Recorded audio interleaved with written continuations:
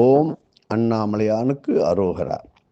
நாளை ஆனி மாதம் 20ஆம் தேதி பராவ வருஷம், ஆங்கிலம் 4 ஜூலை மாதம் 2026 சனிக்கிழமை. கரிவால ருண கடன்கள் தீர்வதற்கு அற்புதமான சக்தி வாய்ந்த கிரிவல நாள்.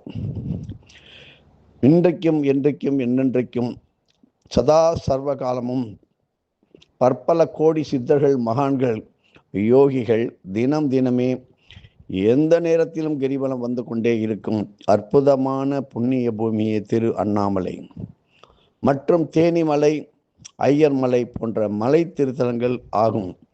இதை பலமுறை நாம் சொல்லி வருகிறோம். இப்படி கலியுகத்திலே தற்போது எங்கு பார்த்தாலும் வியாபார நெருக்கடிகள், கடன் தொல்லைகள் இப்படியே பேசப்பட்டு வருகின்றது என்பதை நாம் நன்றாக கேள்விப்பட்டு கொண்டிருக்கிறோம். சற்றே கவனித்து பாருங்கள். எல்லோரும் கடன் தொல்லை என்று வருதினால் இதனுடைய அர்த்தம் என்ன? சமுதாயத்திலே லட்சுமி கடாட்சம் குறைந்து உள்ளது என்று பொருள். அதுதானே அர்த்தமாகும். ஒன்றை நாம் புரிந்து கொள்ள வேண்டும். நல்ல குணங்களும் ஒரு லட்சுமி கடாட்சத்தை தான் குறிக்கும்.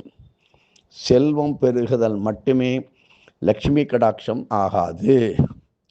கடன் தொல்லை நீங்க வேண்டும் என்று எண்ணுவோர் முதலில் நீங்கள் எந்தெந்த கடனை தீர்க்க வேண்டும், அப்போதுதான் உங்களுடைய கடன் தொல்லைகள் நீங்கும்.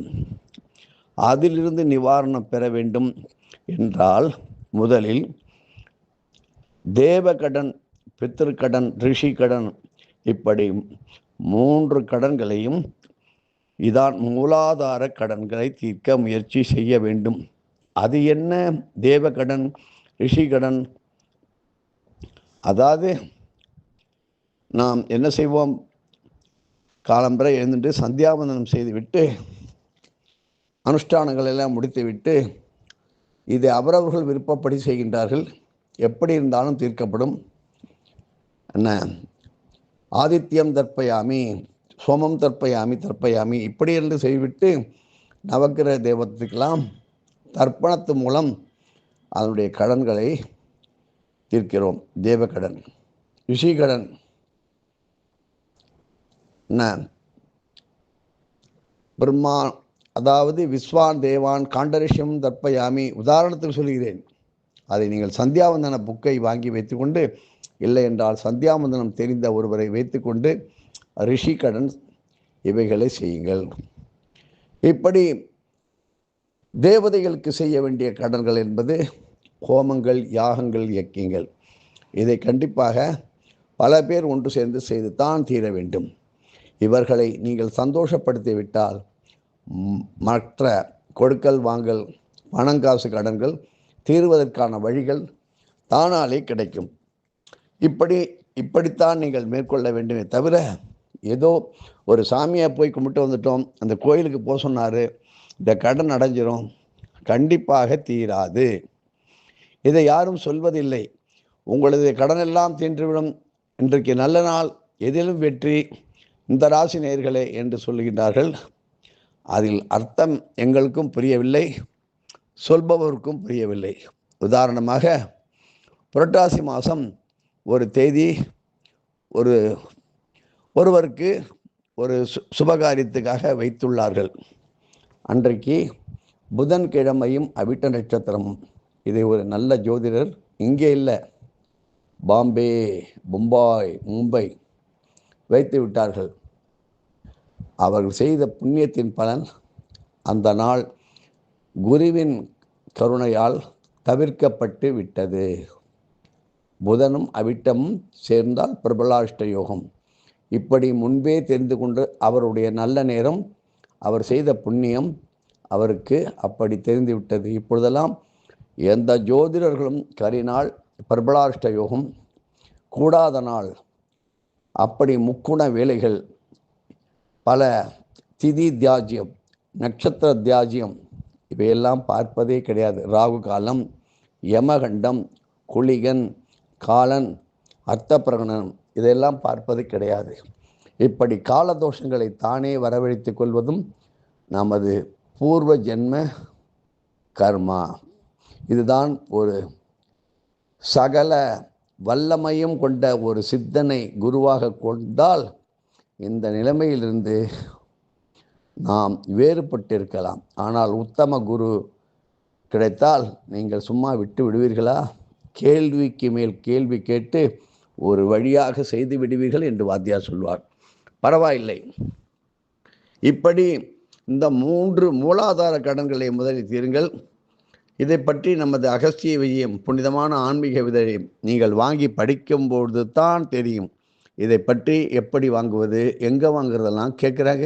நாங்கள் கொடுக்கின்ற தொடர்பு எண்ணை கண்டிப்பாக கொஞ்சம் நிதானமாக கேளுங்கள். உதாரணமாக, சீந்தில் கொடி என்றால் என்ன? இந்த நிலைமைக்கு வந்து விட்டது உலகத்திலே. ஆயுர்வேத மூலிகையில் சீந்தில் கொடி என்றால் என்ன என்று இப்பெல்லாம் நீங்கள் கூகுளில் போய் சர்ச் பண்ணலாம்.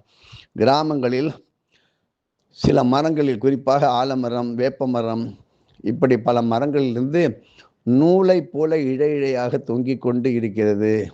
இதுக்கு காசோ பணமோ தேவை கிடையாது.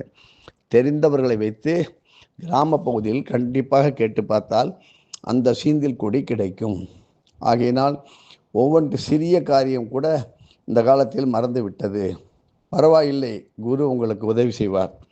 இப்படி கடனுக்கு வாங்க அப்படிங்கிற விஷயத்துக்கு வருவோம்.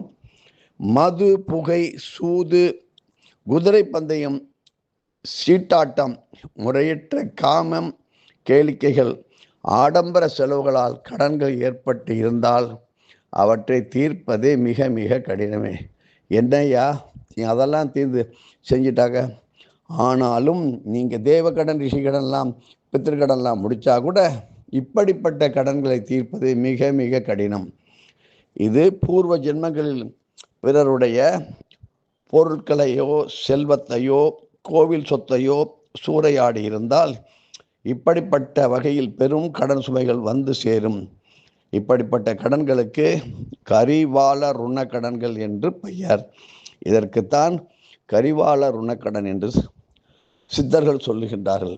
இவற்றுக்கு பரிகாரங்கள் பெறுவதற்கு இப்பொழுது கொஞ்சம் தெரிஞ்சு கொள்ளுங்கள். நாளைக்கு என்ன நடக்கணும், என்ன செய்யணும்.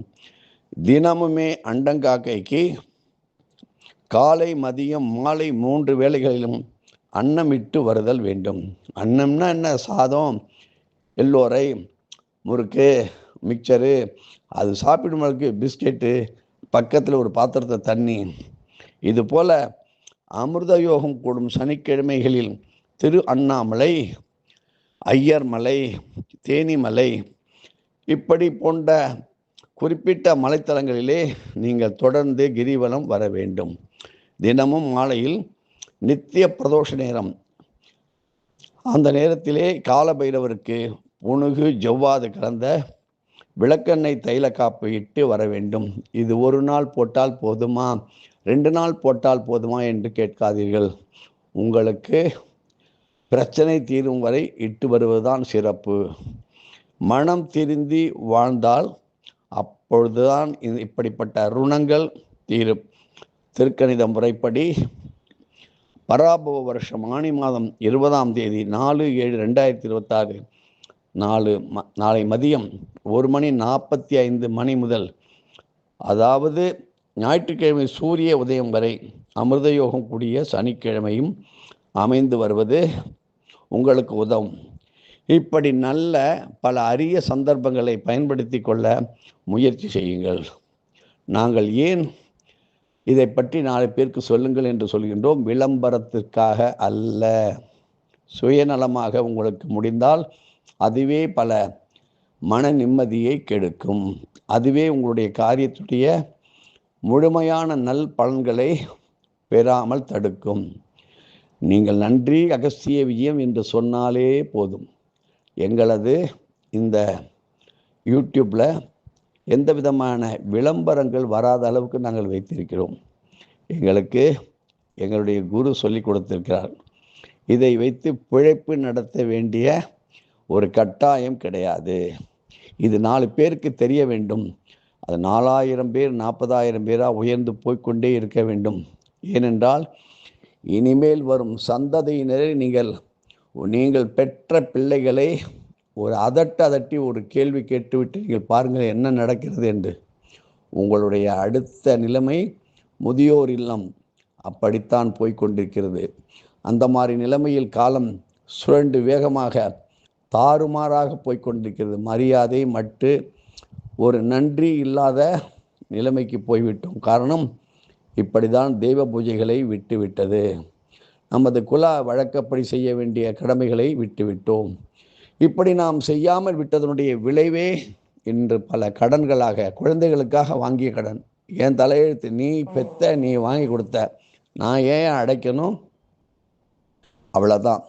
இதனால் வீட்டில் மன ஒற்றுமை இல்லாமல் குடும்பமே பல மன சஞ்சலங்களுக்கு ஆளாகி கொண்டு வருகின்றது. இப்படி நீங்கள் நாளைக்கு செய்யும்போது இதை பலருக்கும் எடுத்து சொல்லுங்கள். முடிந்தால், உங்களுக்கு வசதி இருந்தால் ஒரு 10-100 பேரை அழைத்து செல்லுங்கள். உங்களுடைய சொந்த செலவில் கர்மாக்கள் மிக விரைவில் கழியும். ஆனால் நீங்கள் என்ன செய்ய வேண்டும்? முழுமையான குருவினுடைய நம்பிக்கையுடன் செய்யும் பொழுது அது பல ஆயிரமாக, கோடியாக பலன்களை பெருகி உங்களை இந்த கஷ்டத்திலிருந்து வெளிவர உதவி செய்யும். நீங்கள் என்ன செய்யணும்? இதை கேட்டது பிறகு இதில் நன்றி ஸ்ரீ அகஸ்திய விஜயம் என்று மட்டும் பதிவிடுங்கள். விருப்பம் இருந்தால் இதை சப்ஸ்கிரைப் பண்ணுங்கள்.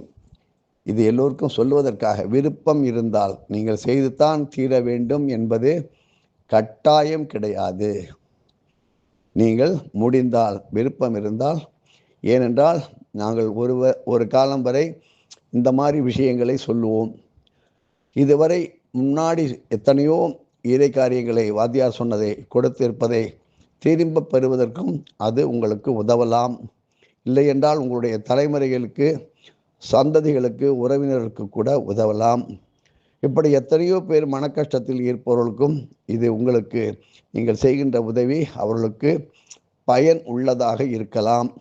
அதற்காக சொல்லுகிறோமே தவிர, எங்களுக்கு 10,000 பேர், 11,000 பேர், 11 லட்சம் பேர் சேர்ந்தாலும் எங்களுக்கு அதை பற்றி ஒரு ஆனந்தமோ, யாருமே சேரவில்லையே என்றாலும் ஒரு வருத்தமோ கிடையாது. எங்களுக்கு காற்றில் இறைவன் நாங்கள் சொல்ல வேண்டியதை சொன்னதை அந்த இறைவன் குருவருளால் எடுத்து கொடுக்க வேண்டிய இடத்தில் கொடுத்து விடுவான். நாங்கள் ஊதுகின்ற சங்கை ஊதி விடுகின்றோம். இப்படி நீங்கள் தான தர்மங்கள் கிரிவலம் வந்து அதனுடைய பலன்களை உங்களது சர்க்குருமாருக்கு அர்ப்பணம் செய்து, காயேன வாச்சா மனசா இந்திரிவா புக்தியாத்மனாவா பிரகதே சுவாபாது கரோமி எத்யத் சகலம் பரஸ்மை ஸ்ரீமநாராயணாய இது சமர்ப்பயாமி என்று விட்டுவிடுங்கள். மற்றும் ஆன்மீக பொருட்கள், மூலிகை பொருட்கள் மற்றும் அகஸ்திய விஜயத்தினுடைய அற்புதமான இறை மகிமைகள், பல கோடி ரகசியங்கள், பல பிரச்சனைகளுக்கு தீர்வு காணுவதற்கு தொடர்பு கொள்ள வேண்டிய செல்போன் கைபேசி எண் 9488765604. மேலும் சொல்கிறேன், மீண்டும் 9488765604. இந்த எண்ணிற்கு திரு வெங்கடகிருஷ்ணன் அவர்களை கேட்டால் உங்களுக்கு சந்தேகத்தை தீர்த்து வைப்பார். நாளை சனீஸ்வரனுடைய சன்னதியிலே மந்தவேக கச்சை தூபம் இவரிடம் கேட்டு பெற்று ஏற்றி வாருங்கள். இப்பொழுது எல்லா கிரகங்களும் கால சர்ப்பதோஷத்தில் இருந்து கொண்டு இருக்கிறது. இவர்கள் சில பேருக்கு நல்லவர்களாக இருப்பார்கள். ஆன்மீகத்தில் முழுமையான பக்தி என்று வந்துவிடும் என்று சொல்ல முடியாது. தான தர்மங்கள் செலவு செய்ய வேண்டும் என்றால் ஓடி 50 மைல் வேகத்தில் ஓடி போயிடுவான். இப்படித்தான் உலகம். அதை வாரியார் சுவாமிகள் சொன்னதை நீங்கள் கேட்டு பாருங்கள். தர்மம் என்றால் 50 மைல் வேகத்தில் ஓடி போயிடுவான். எதையுமே ஈஸியாக ஓசியில் செஞ்சு விடலாம் என்று நினைக்கின்றார்கள். அது அந்த மாதிரி நினைக்கும் பொழுது விதி அவர்களுடன் விளையாடுகிறது என்று நினைப்பார்கள். ஆனாலும் கருணை கடாட்சம் உள்ள சர்க்குருவும் இறைவனும் உங்களுக்கு நிறைய வாய்ப்பை கொடுத்து கொண்டே இருக்கிறான். அதான் சொல்லும் போல மனம் போல மாங்கல்யம் என்று சொல்வார்களே, மனம் போல வாழ்க்கை. அப்படி நமது எண்ணம் போல் எதுவும் என்னுடையதல்ல, அனைத்தும் உன்னுடையதே அருளாலா அருணாச்சலா.